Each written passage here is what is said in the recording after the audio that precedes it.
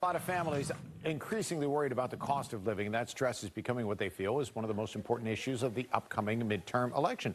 Maybe the most important issue to some. Here to break down the recent political trends surrounding the financial anxiety, we're happy to welcome back Daily Mail U.S. reporter Victoria Churchill. Hi, Victoria. Good morning, Steve. Thanks so much for having me back. And, this is an issue that Republicans wish was not actually the one that was turning voters away from their party and from the president's agenda. We've got some polling at the Daily Mail that, Trump actually now has a higher disapproval rate now than his approval rate. And the reason behind that is the state of the economy.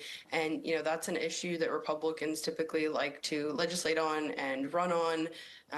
They had the big, beautiful bill on Capitol Hill over a year ago, and I think it's been a little bit tough to sell some of the impacts of that bill, particularly in some swing states and some swing districts. So it's shaping up to be a very interesting fight here in November. Did you, when you were doing the research for the article that you just recently put out, and I encourage people to go online and take a look at it, did they break down as far as what it is specifically that most folks are concerned about when it comes to the economy and the future, and maybe how that sways them politically?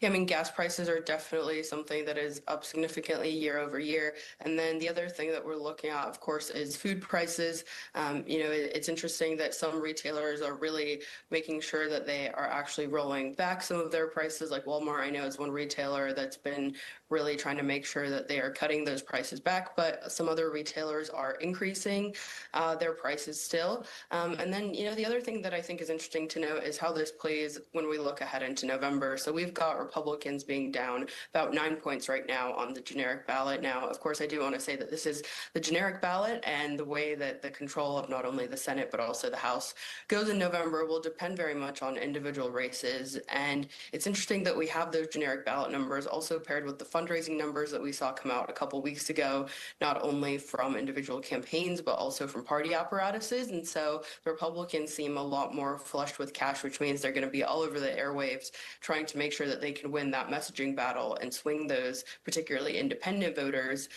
We had a significant chunk of voters that were unsure how they were going to be voting in November, and those are, of course, going to be the ones that Republicans are targeting with their messaging. So let's talk messaging for just a second here. If we eliminate, just for purposes of this conversation, the broad economic impact that many Americans are feeling that led us to this conversation in the first place, and we just talk politically standing, what messaging is effective now for, what Democrats are going to say, because it's easier for the party that's not in power to say, let's change things. But what can Republicans say right now?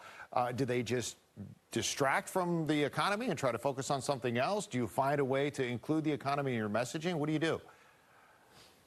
Again, I think in those swing districts, particularly, Republicans are still going to be going for that economic message, because that's, I think, one that can also drive independent voters out to the polls. Of course, with the latest on the Iran war, we saw on Capitol Hill that even some Republicans expressed frustration with members of the Trump administration.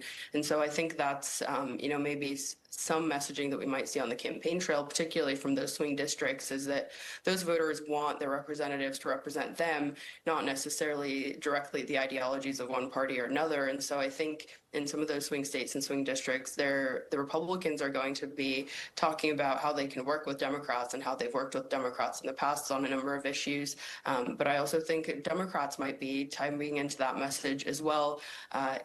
We've seen, and we've talked about, I think even on this show, that there's that fight between the Democrats that do want to work with Republicans and also want to go out and, be kind of completely anti and against everything that the administration is doing.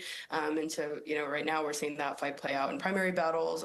But I think a lot of that similar messaging we're going to be looking at going ahead into November as well. Yeah, no matter what messaging between now and November, you can't argue with the fact that the economy is weighing on a lot of people on both sides of the aisle right now, all across the country. Victoria, it's always a pleasure. I encourage you to check out her work online, Victoria Churchill with the Daily Mail U.S. Thank you so very much. Thanks so much, Steve. See you soon. All right.